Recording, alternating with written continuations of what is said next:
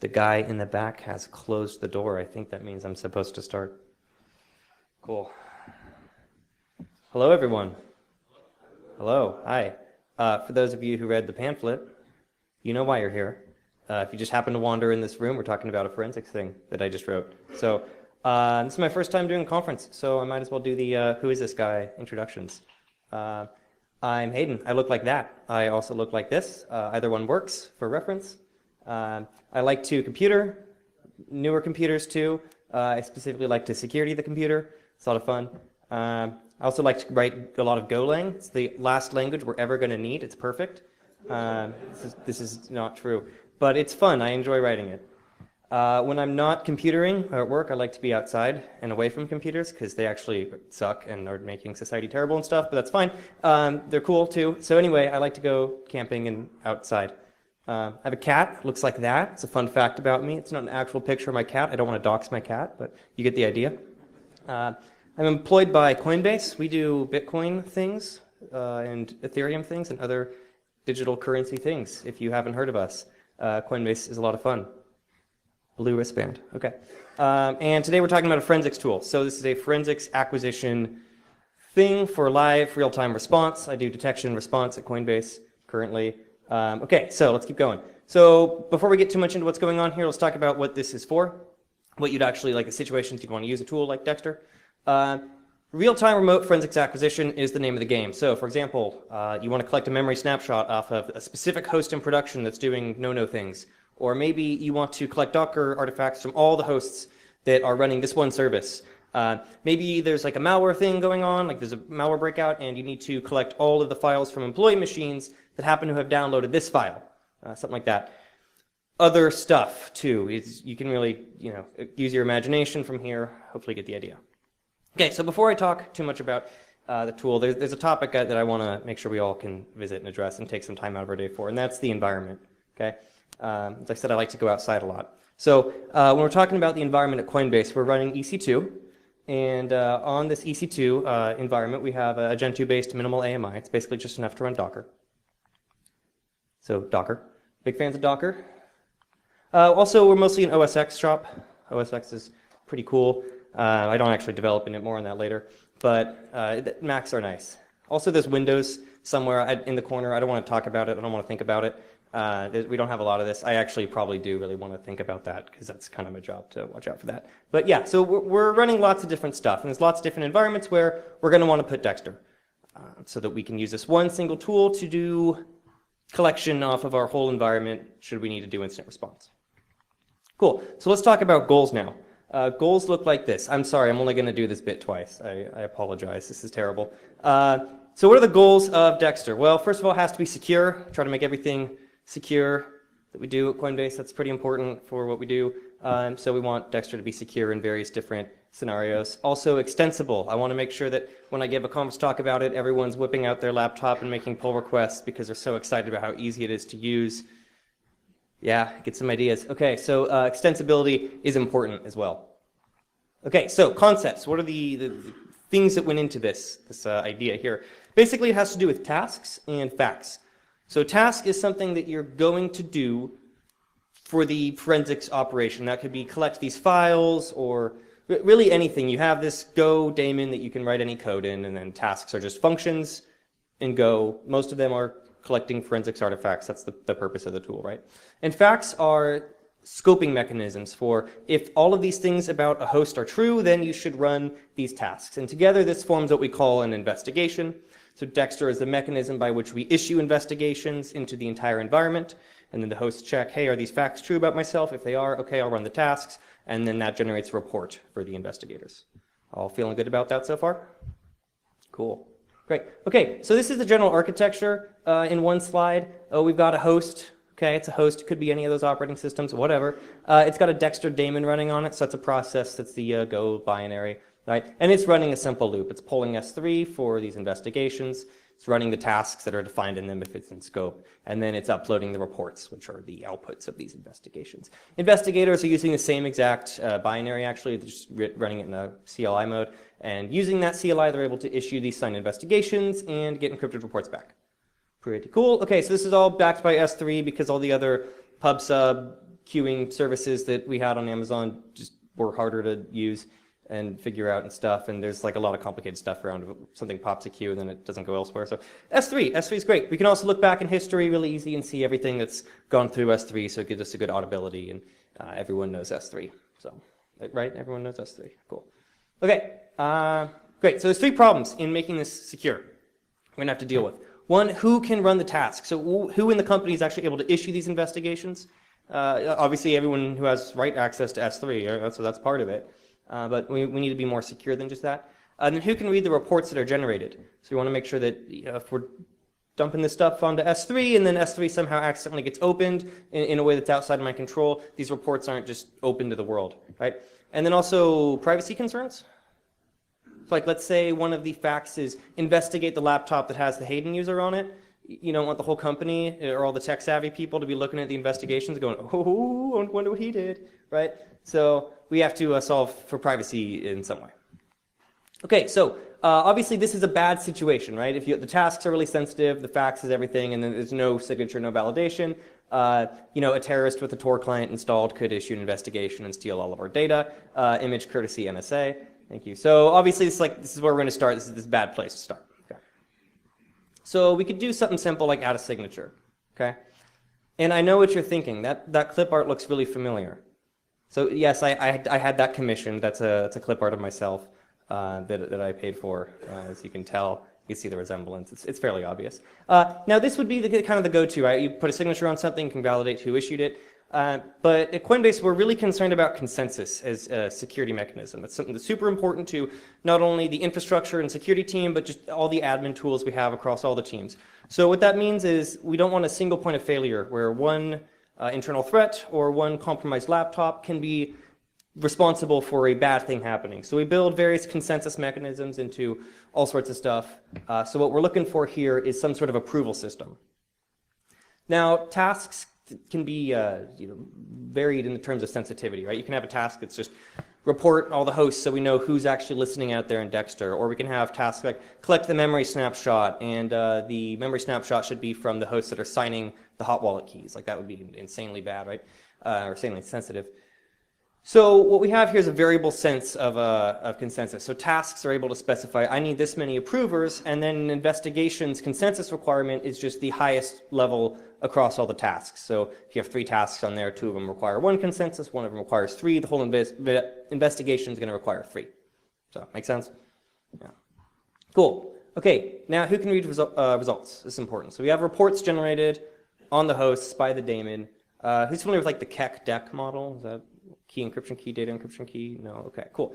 This will be fun then. So what we're going to do here is we have investigators. They're identified by public keys, right, because they use their private keys to approve the investigations. And we're going to encrypt the reports back to them. So first thing, who's our recipients? That's a part of an investigation. We need to know who's actually authorized to read them. In this example here, Alice and Bob, because that's every example. Okay, so let's generate a encrypted report back to Alice. So first we generate a random data encryption key. So this is just a random AES key for Alice's report. And we encrypt the report, and we get Alice's encrypted report. Okay, but Alice needs to be able to read the encrypted report, of course. So we take Alice's public key, and we encrypt the data encryption key to give us the key encryption key. That's the Keck part of the Keck deck. And then we get Alice's decryption payload. So together, these make up Alice's report.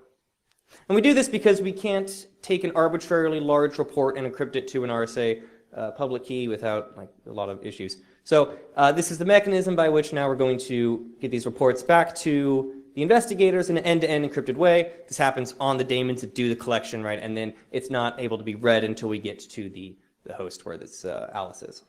And we can do this for each investigator who's allowed to read it, right? So a different data encryption key for Bob. So there's some separation there. Cool. So, okay, let's talk about privacy. We had this problem, right? Where if we're doing user exists username and some tech-savvy people realize they can get the keys for Amazon out of Dexter on their laptop and they can start looking at all the reports that are going around org-wide, they can start looking at usernames. So what are we going to do about that? It's not good. We're going to hash that, where the salt is the investigation ID, so it's a randomly generated for each investigation. And then we can do something pretty simple, like for each user on my machine, if I'll hash the user, and if it equals the hash that's being requested, that's great. So in order to get around this, now you'd have to brute force, after the investigation is published, a list for each user. And that might actually not be too hard, which is an issue. So there's some concerns around this. I think this is the appropriate topical meme for this topic. I'm 25 now, so I feel like I'm kind of past my prime, especially when it comes to meme development. But I tried, so this is the idea, right? So that's the good one. Okay, this is not perfect because let's say the set that you're looking for is, say, 20 people. You can brute force that relatively fast. And if you use a hash algorithm that's slow enough that you can't, then it's going to be pretty hard for the host to actually do the verification, right? So there's an interesting problem here. All I'm trying to do is raise the bar, right? Make it a little bit harder. But there's definitely room for improvement on this. We're using Argon too, so we can adjust the requirements for the hash difficulty with different variables and stuff. Okay, so let's go through an investigation example. What we're looking at here, I generated with Dexter. It's pretty simple. It's put up to S3 as a JSON structure. So we get our random generated ID. We get a list of tasks. So we're not sending arbitrary tasks, right? You can't just send code and have the host run it because that would just be remote code execution as a service. So instead we give task names and those are built into the binary, right? Now these all have arguments as well, which in this case is blank. The scope, that contains our facts. So the platform is a fact. The argument is Linux, and the hosts are going to check, is my platform Linux? For the user exist one, that's a private one, so we got the hash, like I was just talking about. Cool. Dexter also has the ability to kill any Docker containers that aren't Dexter and shut down the host after it's done. So we have 2 Boolean values in there for that. The issuer is the investigator, of course, who did the issuing. Comes with a signature. I took out the enormous base64 data because you don't need to see that. Approvers then will be more sets of these keys, these signatures, right, for the other investigators, currently known as approved. And then the recipients are the investigators who are authorized to then, get the encrypted report. So pretty straightforward, pretty minimal in terms of what's in here. Try to make it not super complicated. So that's a good idea. When other investigators approve this, what they're going to do is they're not going to change this file on S3. They're actually going to upload a new file that's the same exact thing, except it also tacks on their approver signature for the rest of the data. And in this way, we can see a history of, okay, who actually issued it. Obviously they're signed it in their name, but we can see when they posted it, what that file was, and then when other investigators came and approved it. So cool. That's what that looks like. Okay, so what can you do with Dexter right now? Well, there's 2 main things I wrote, and that's it. So there's a lot of work to do. But currently there's one task to dump the entire OS query database on a local system and include that as JSON. So that's pretty nifty. I'm not trying to reinvent the wheel here and make a bunch of forensic stuff that's new or like, it's like not new, it's just a re-implementation of some other tool. So as much as I can, it's good to, I think it's good to rely on other things. So like it takes I think there's like an OSX collector script out there that's pretty good. That should just get wrapped into Dexter. I'm not trying to reinvent that in Go, even though I really like writing Go. It's good to use other tools. And so for Docker, this was a little custom, but I wrote a task that will give you a diff report. So it will look at all the changes to the Docker file system between when the container was started from the image. So every added file, you'll get, okay, here's the added file. Removed files, it'll actually start up the old image, extract the original file, include that in the report. And for files that have changed, you get both and a diff. So that's pretty cool. Okay, I think we're on to... Oh, no, examples, not demos. Okay, examples. So this is a fact. This is the platform is fact. It's like what we saw in that example, right? Platform is Linux. Okay. So this is the entirety of the code you need to add that to Dexter, minus tests, which are a good idea. So you have this fact struct, right? You got the name. Oh, goodbye. You've got the description, minimum required arguments, right? So if you don't have enough arguments, the command line will fail. And then the actual function. The function here just compares the runtime Go OS value to the argument that was provided. And if any of the arguments that were provided are correct, if any of the platforms are the platform you're running on, then true. So extensible, right? We want to make it so you can just add one file to the repo, another file for the test, please. And then, yeah, there you go. That's a new fact ready to be used by Dexter. Rebuild it, and it'll show up in all the right menus. Okay, tasks. Same structure, same general idea, right? Except the collect OS query thing is really long, so I don't have enough screen to do all that. But you can see it's just a function that you plug into the struct that you pass during init, And yeah, one file. Pretty good. Okay, so now, yeah, now it's demo time. Cool. So we're going to go over in this direction. This is not Windows XP. This is Linux. But you know, this is the pinnacle of user experience, and so I want to be able to develop in an environment that feels comfortable and that feels empowering for my workflows that I really feel like I know my way around. So, all right, we're in Windows XP. Cool. Just kidding. Like, what are we in right now? I think, yes, this is Sabayon, which is like a binary distro of Gentoo, because I like to make my life hard. It's pretty cool. All right, so let's make this full screen so that we don't have to look at XP anymore for the people who that bothers. All right, so what I'm going to do down here is I'm going to start the Dexter daemon. Dexter daemon. Boom. Okay, cool. That is started. And up here, I can do various things. So I got some auto-completion stuff I can run. I can interact with investigations. I can interact with investigators, reports. Start the daemon. I already did that. Docs generates the docs. Bash will generate bash completion. So let's do it. Let's do a new investigation, huh? Dexter investigation. Create. Cool. ASCII art. Everyone loves ASCII art, right? Makes us feel like we're using Metasploit or something. Okay, so first thing we got to do is we got to select a task. So we got some autocomplete here. I can drop down a little menu, scroll through tasks. Let's add the OS query collect one. That's a good one. Let's add the Docker file system diff. Cool. Hey, it handles errors really well. Let's add Docker file system diff again. Oh, we can't do that because we already added it. Cool. Okay, let's ls. Yeah, that's nice. Let's like rm Docker file system diff. Cool, we removed it. Let's add Docker file system diff again. Woo! All right, errors. Very good. So that's it. So we got 2 tasks now. That feels good because that's all the tasks I have. But if we want to do help, we could look at other things, right? We could look at like, hey, how do I do this? I feel like someone's playing cool beats over there. No, maybe not. All right, let's keep going. So we're done with tasks. So we just enter a new line. Now we're on to facts. All right. So same kind of thing, right? I can scroll through facts. Well, I've got a lot more of those. If it's running a Docker image or like a substring of the Docker image is running, so like let's say you're in an environment where, I don't know, all your engineering repositories start with engineering and you want to do that, right? That type of stuff. You can do the platform is one that I talked about. Let's do that. Platform is. Oh, but I need arguments, right? Because I had minimum arguments. Cool. Yeah, I tried to make it easy to use. Okay, so the platform is Linux. Now we got that one. And let's do my laptop. So user exists. Hayden. Cool. And that's redacted now. We're storing the hash so it knows, okay, I can't display that, which is kind of a problem because I'm the one who's making it, but more on that later. Okay, cool. So these are pretty good. There's other things we could add. What else do I have in here?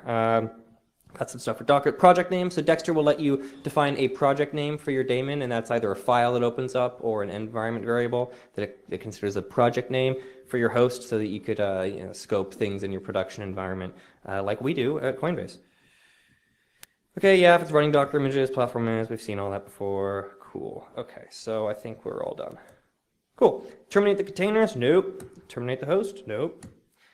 And then here can see. So I want to do this thing where it's like it's a command line loop where you can drop in all these things and drop out of them and preview your stuff. But DerbyCon came up really fast when you're trying to open source something. Like, wow, you really don't realize how much time you don't have until you're 3 weeks away from the conference. So whoops, this is the command line we got today. All right, so what else we got here? Which investigators can read it? Alice and Bob. All right. I could do things like disable access for Alice or re-enable it, but I only have 2 and the other person's going to have to approve it, so we're going to do both. All right, so we're done with that. Now we have a local encrypted private key, RSA. We're going to have to decrypt that. We're going to have to do a PEM decryption on that to sign it. So that's how we use the password to authorize signing the investigation, and it's uploaded. Cool. So I should be able to do, I'll just type Docker because I do that all the time. Dexter investigation list. Okay, cool. So we can see it now in this pretty little table. We have an investigation ID. We've got the issuer, Bob, the task we're going to run, the scope, and then the consensus requirements. So each of these requires 1 approval. So our consensus level is 1. No one's approved it yet. So we don't have anyone in the reviewed by field. Neato. All right, so now what I'm going to do is I'm going to switch over to the other user. Let's see, I'm Bob right now. So now I'm Alice. All I did there was I just renamed the home/.dexter and then put the other one in because your entire identity is just what's in your .dexter home folder. So nothing fancy really going on there. Okay, so now I am Alice, and I want to improve this investigation. So I'm going to do Dexter investigation approve. And okay, so you know when you use Git and you don't want to type out the whole thing, so you type out the first part of the thing and then Git figures it out because it's like enough to make it not ambiguous? Got the same thing here. So I can just do F and it'll know, okay, well there's only one investigation and it starts with F. So there it is. Boop. Okay, get a little preview here. It's just a different view. Tables are fun. This one goes this way, not this way. So I can type my password as Alice. Spoiler alert, same password, it's password. And now I have a approved investigation. So let's check that out. Dexter investigation list. Cool, consensus, 1 of 1, approved by Alice. Okay, and now the daemon, you see there's a log line there, very cool. It picked up the investigation. It has now reached consensus requirements, it does the tasks, it ran them, all done. We got the reports encrypted and uploaded. Woo! All right, so now let's take a look at these reports. So Dexter report list. Hi. Okay, so now we see that there is one host reported. Recipients, Alice and Bob. We got the scopes, tasks, all the same information. Cool, so what we can do now is download it from S3 and decrypt it by decrypting our local RSA key, and then decrypting the data encryption key, then decrypting the data. Lots of stuff going on there. All right. Dexter report retrieve F. Password. Cool. Okay, so that was fast because this is actually a local demo and I'm not going to S3, I'm going to my temp directory. A little hard-coded that in for this. Okay, cool. So we've downloaded it, we've decrypted it, and what we've done is we've created a new directory called Dexter report-the ID. And inside there we have every host that's reported. So if your scope contains like 20 hosts, they're all going to upload separately, but when you download the report, you're going to get it as one report that has all the hosts that were uploaded at that time. So that's nice. Okay, sabayon.local is my host name apparently, so let's go there. Oh, I need to enter that directory. Some of the audience is like, oh, he didn't enter the directory, jeez, doesn't know what he's doing. Okay, let's go into sabayon.local, cool, and what I see is each task has its own directory automatically. Great. Yeah. Cool. It's very easy to write these tasks and have it work this way. You don't have to do anything fancy. You just have this artifact writer thing where you can give it bytes of data and readers and file names and stuff, and Dexter will figure out where to put it in the file system. So it's just super easy for you guys to all write features. Don't forget it. Okay, let's check out the Docker file system diff. What do we have in there? We've got a container. Okay, cool. What's in there? We have added. So what's going on here is in the Docker report, basically to give it like a ch root. So in added, that's like the root directory of all the files that were added, and then there's gonna, if I modified anything, there'd be a modified directory, and that would be like a chroot into, you know, all the files that were modified and then removed. Same thing. Manifest gives us a ton of information about the container. Spoiler alert: I just started a new Ubuntu container and then got a shell on it, and then made stuff. So oh, okay. Well, that's empty at the moment. Cool. Whoops. So let's go into that a bit. Docker files added. What do I have? Root, right? So /root on the actual container. .ssh. Cool. That's a directory. What do I have here? Authorized keys. So someone added a backdoor key. Sneaky, right? Yeah. Okay. So we found that. That's good. Where am I? Oh boy. Okay. Cool. So let's check out the OS query thing. I'm there right now. I had to change my PS1 variable for the demo because it's ridiculously long, and it's got like, you know, the name, my name, the host name, my whole directory, and then like a bunch of Git information. And so when I try to zoom up, it's like 3 lines and it's wrapping, and it's just a whole mess. So I can't tell what directory I'm in. I'm sorry. Okay, so let's go into OS query collect, and what do we have here is all the tables that OS query happen to be running on this host. We just kind of like did a select statement for all the tables that were available, and for each of those, took the results, put it in a JSON thing. So I don't know, let's look at what sounds interesting. Like Etsy, what? Magic, okay, sure. A lot of these are empty because there's actually nothing in them. Yeah, sorry. But like, I think Etsy host has stuff, for example. Yeah, okay, cool, JSON, neat. Everyone likes JSON. I like JSON. What else we got? I don't know. Sudo, ooh, okay, that's cool. Sudo results. Yeah, okay, so the root and wheel groups can sudo. Huh? Portage use? Okay.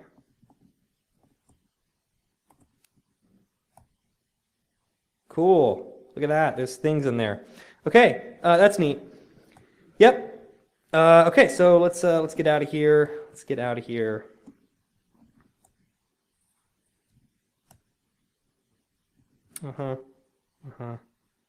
Okay, cool.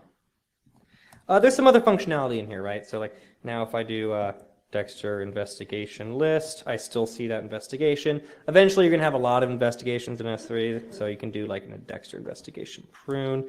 There it goes. It's gone.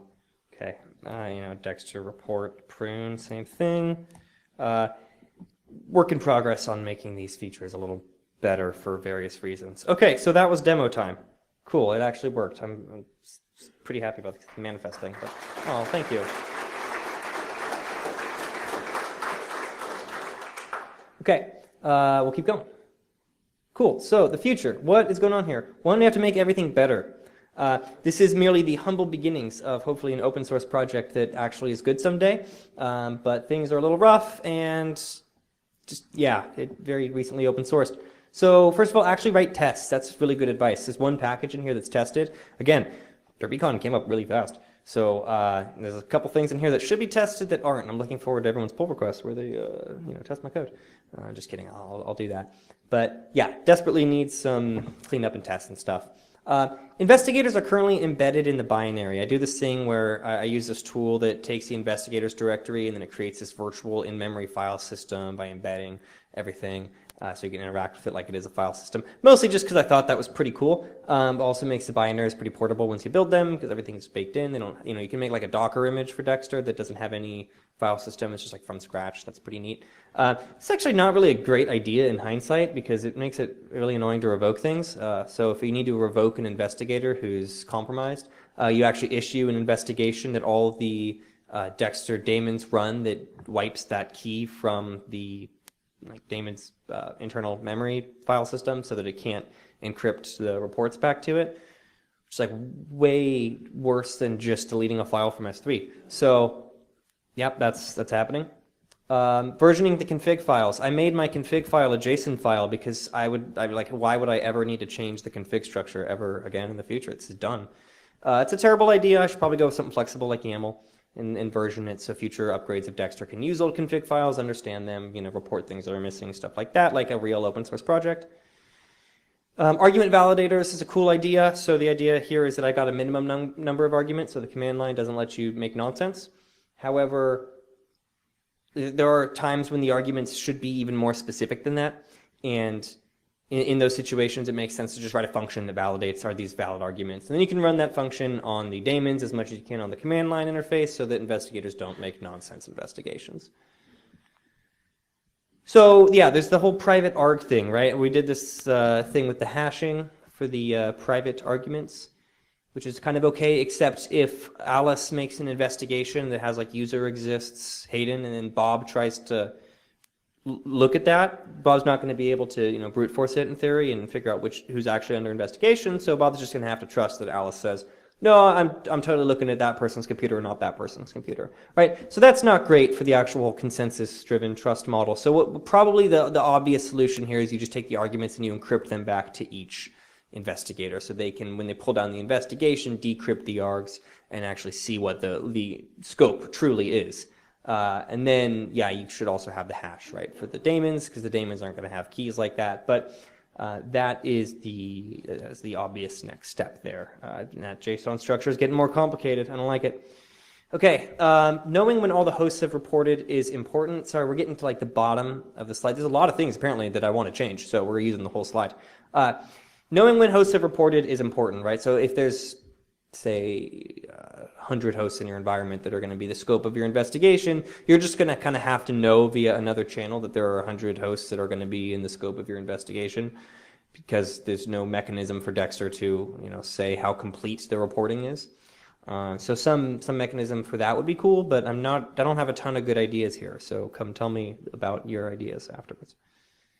Lastly, archiving, not pruning. So pruning is the mechanism by which you can just delete the old investigations and reports. But I think for auditability and legal compliance type of things, it would be good to have a archiving bucket. So you can clean up the CLI output when you're looking at stuff, but cleaning that up doesn't involve destroying the information. Maybe these files should be moved to another bucket that stores a history of everything Dexter's ever done in the organization forever, but keeps the command line clear. So that's something that I want to set up, but haven't had time for yet. Cool. Memory snapshotting is a great thing to do that I haven't done, and this is going to be a little difficult because when you're snapshotting all of memory, I have to encrypt the report still, right? I'm using AES GCM right now, which doesn't like to do streaming and stuff, and it's hard and everything sucks. So I'm going to have to probably switch modes and HMAC it and stuff. And so there's some work to be done architecturally onto Dexter before I'm doing memory snapshotting. Also, it'd be cool to have some kernel module that I can load for each platform when it's asked to do a memory snapshot, so that's not just there all the time, and have Dexter responsible for that. That would be neat. Okay, and last, automation. So automation, there's a vision here. Okay, there's a vision of the future, and that vision involves detection tooling that is able to figure out, oh, hey, look, that's a new execution we've never seen before from that service, or oh, some mechanism detecting the application's behavior is throwing an alert. That's weird. Maybe there's like a zero-day Ruby eval vuln being used or something, like high signal things like, oh, hey, we got a phishing email. We also got a new file load out of a weird directory within 5 minutes from this host. So, there's some detection platform that's watching the whole organization. And when that has an uh-oh moment, it should be kicking off automatic Dexter investigation so that as a incident response person, I get an alert, hey, this happened and it's not good, but also here is a EC2 instance that in like 30 seconds is going to have all the data from all the relevant hosts, is preloaded with all the tools you need to get started to highlight what's interesting, stuff like that. So I think that there's a cool future here in just reducing the amount of things that I have to do for my job and incident response, and being able to have a response environment that's got all my evidence, that's got all my tools ready to go.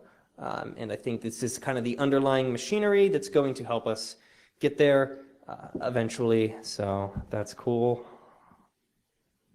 All right, so that's Dexter. It's open source already. I didn't want to be that guy who was going to open source it and did the talk, but said I'll publish it in a couple of days. It's ready. Oh, phones, cool. Hi, everyone. Hi. Yeah, so it's up right now. It's been up for a couple of days. Check it out. It works mostly. Hayden at Coinbase.com. That's my email at Coinbase.com. Blue wristband. If you want to talk, let's chat. HKParker.com is my personal website. That's hosted out of my living room. There's this whole ridiculous setup where my router VPNs to a VPS for a static IP, and then it reverses the traffic back in my living room. So I'm kind of concerned if everyone goes on that right now, it's going to go down. I'm actually kind of curious, so just let's try that. It should stay up. There's no reason why it should go down, but it probably will. So that's cool. We have a surprising amount of time for questions and stuff, so we can do that in here if you want, because I have the room. That's cool. Okay, let's go front to back up here. What's up? Your example, Alice and Bob have access to the investigation. Yes. Alice and Bob win the lottery, they quit. Who has access to it now? Great question. No one. No one. Yeah. That's a good thought, right? So what can we do about that? We could have, people in the company we trust more to be around long term. We could have, say, I don't know, someone who would never normally read it, like a VP of engineering or something. But yeah, a sharded private key, for example, that's stored in cold storage would be. We have the mechanism to do that, of course. So that'd be good. That's a great thought. So. No, no, that's awesome. That's actually, I mean, I'm here to get feedback from the community and get cool ideas. So like a break glass sharded key is perfect. Yeah. So, So your facts are all handed together and run the machines that meet all the criteria. Is there a way to say user Hayden or user Charlie? Or do you have to create two separate investigations? oh, that'd be two investigations for now. You could make it more complicated, right? So you could have some sort of and or thing, and then eventually you just reinvent JavaScript. So we can go down that route. That'd be cool. Yeah, I don't have enough experience doing that stuff, so let's reinvent JavaScript. Whoop, spilled water. Yeah, what could go wrong, right? Yeah, it'll be the backbone of the web for like 20 years. Yeah, so currently separate investigations. I consider that fine for now. But yeah. There isn't one right now, but good idea. Hmm.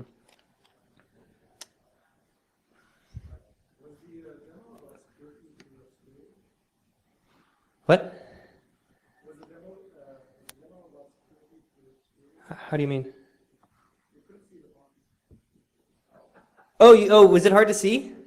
Oh, whoops. Okay, I probably should have made everything bold. I thought I was doing a good job of zooming it. Who could see what was going on there? Most of the room. Okay. Yeah. What? Yeah. Oh, the colors. Yeah. Well, I got to have like a hacker kind of feel, you know. Yeah. So depending on where you live, I might be able to recommend an optometrist, but we'll chat. All right. What's up? Thank you. It's designed to look like an RFC. Yeah. Have you looked at any prior art and similar tools like one comes to mind is like the Mozilla 1 gig or whatever it's called? Some similar type thing? I looked around a little bit. Specifically, I was looking for does anything already do the end-to-end encryption and consensus stuff, and I didn't see anything that had those two requirements. And since those are pretty heavy requirements in our team, we rolled our own. But I'm not, like I said, I'm not trying to reinvent the wheel. I would love to just take all the good forensics tools that you're supposed to run on the host and just wrap them up with this mechanism for getting results. This is mostly just the acquisition part of the arrangement, and then where we need to write our own custom tooling, because I'll go to some cool talk that's like, this is the newest cool forensics thing for OS X that no one's done yet. Yeah, I'll write a custom task for that. But as much as we can, yeah, I'd love to use whatever's out there. Seems like duplicate investigations is going to be a problem since they're encrypted and not like a way to search for differences between those investigations. Is there any method in which we can differentiate? I know there's not really a case of if you modify a file. I just don't know how well we differentiate between different investigations that have the same facts. Oh, yeah, I see what you're saying, because they don't have date stamps. Yeah, that's one of the minor features I wanted to put on the things I need to make it better thing that didn't make it. Other ones would include like putting the consensus requirements directly in the struct so you don't have to edit the consensus config file. Like there's a bunch of small things like that. Yeah, you definitely want a date stamp in that JSON file for sure, right? And you need to be able to see that. And then you can do things like, Dexter to generate audit report history, whatever, and it'll give you like a tree for each investigation, what time, what everything happened at. Like there's, yeah, definitely PRs, I'm accepting PRs, otherwise I'll get to that someday. So. How do you primarily go through the reports? Do you like go through the Yeah, that's a good tool.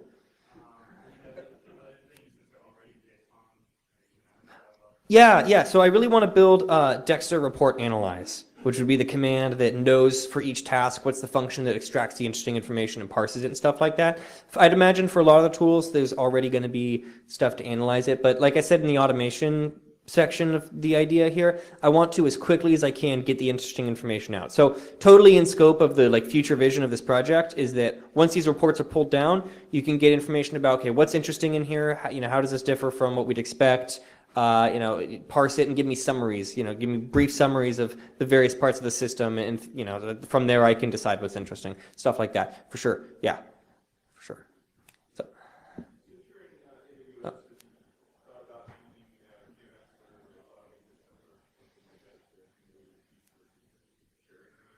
Which keys? The reports?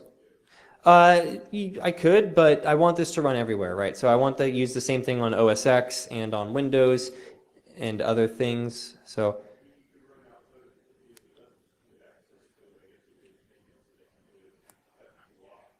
like our OS X fleet would have access to KMS to keys. If it's easier or more secure, it'd be worth doing. I haven't really looked into it, to be honest, but just tell me why it's better in more detail after this. Yes. Okay.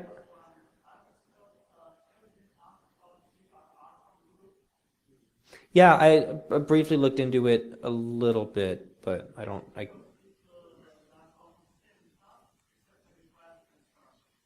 So it does have like encrypted reporting option for like individual people and stuff like that, and crypto consensus, all that. What?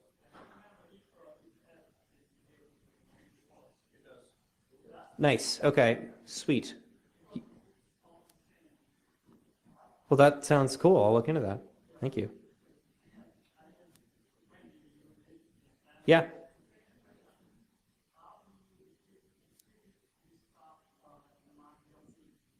Yeah, good question.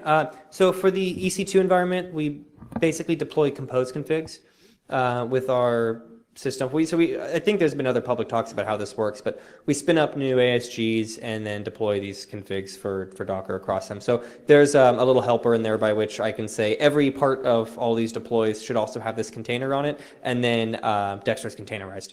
And then in order to get access to stuff I need on the host, I volume in the Docker socket, so I can do Docker stuff. I volume in an OS query socket, things like that. So that's currently the idea. Now, eventually, I could bake it into the AMI once it's a little more stable. That would be cool.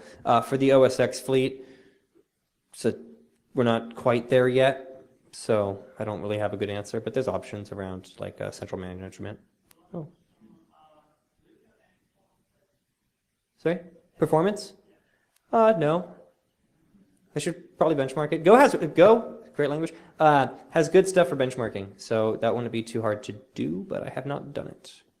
So, yeah. Sorry, which clusters? ECS clusters.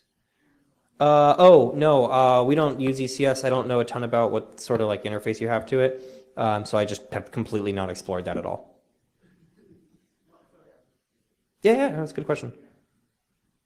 We use EC2 as an isolation mechanism as opposed to any sort of managed container solution because we don't trust containers as a security isolation mechanism just to be super paranoid. So you'd have to get a container breakout, and then you'd also have to get Amazon hypervisor breakout, which is a pretty small group of threat actors. So for that reason, we're just not looking at those things at the moment. But maybe someday containers will be really secure. So.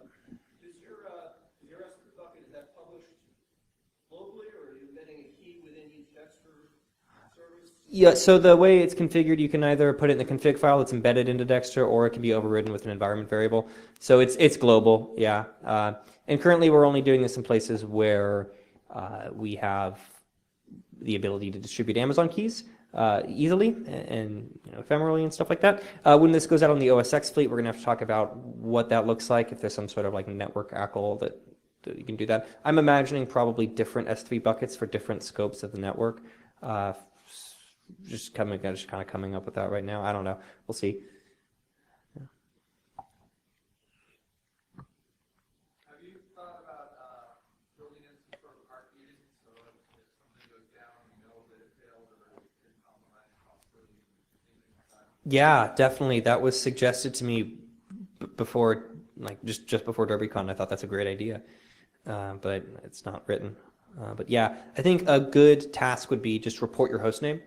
And then that way you could say, no scope, report your host name, and I can get an idea manually there. But a heartbeat would also make sense too. That would also do a good job of letting me know what's in scope, how many things I can expect. A little heavy on the traffic side, right? Depending on how that's set up. So not sure what that would look like. Also, shout out and thank you to the entire rest of the Coinbase security team for all of the great ideas you've given me along the way of development. All right. Other questions? No. Cool. Well, thank you everyone for being here and letting me talk about this thing. And for the